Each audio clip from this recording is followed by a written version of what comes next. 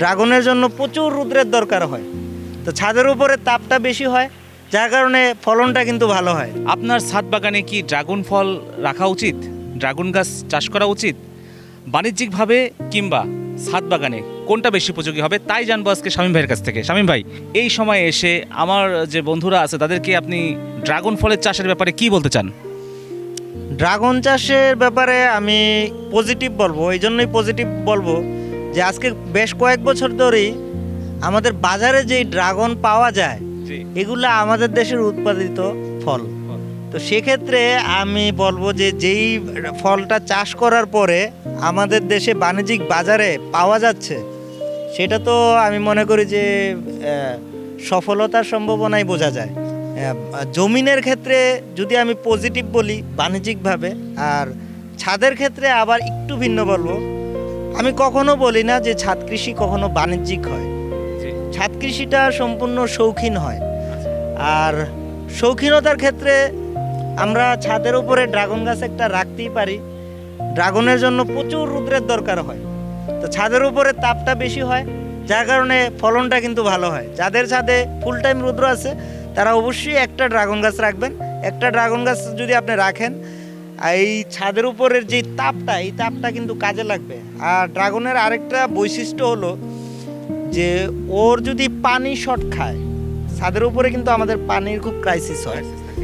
তো এই ড্রাগনের যদি পানি শর্ট খায় সেক্ষেত্রে ড্রাগনের কিচ্ছু হয় না। যদি কেউ ভুল করে 15 দিনও পানি না দেয়, এতেও কিন্তু গাছ মরে না। আর অতিরিক্ত পানি হইলে পচন ধরে, যেটা ছাদের উপরে হওয়ার সুযোগ নেই।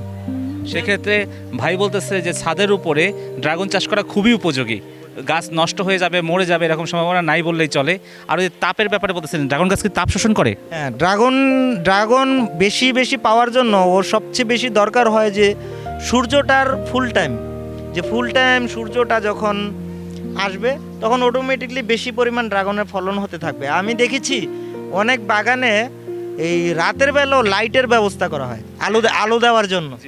তো বুঝতেই পারছেন যে ওর আলোটা কত দরকার হয়। আচ্ছা, ফুল টাইম সূর্য পাওয়ার পরেও রাতের বেলা লাইটের ব্যবস্থা করা। সবচেয়ে বেশি সূর্যের টাইম থাকে, অর্থাৎ 14 থেকে প্রায় 15 ঘন্টা সূর্যের আলো থাকে। সেহেতু ভাই বলছেন ড্রাগন চাষে আপনারা জমিনে বলেন আর ছাদে বলেন সবচেয়ে বেস্ট একটা উদ্যোগ হবে। তাই ড্রাগন চাষে ভাই আপনাদের কি জানাচ্ছেন আপনি ড্রাগন চাষের? হ্যাঁ, আমি অবশ্যই পজিটিভ বলবো। আরেকটা জিনিস সাথে অ্যাড করবো যে সতর্কতামূলক, যেটা এখন নতুন নতুন জাত আসতেছে, এক এক জাত।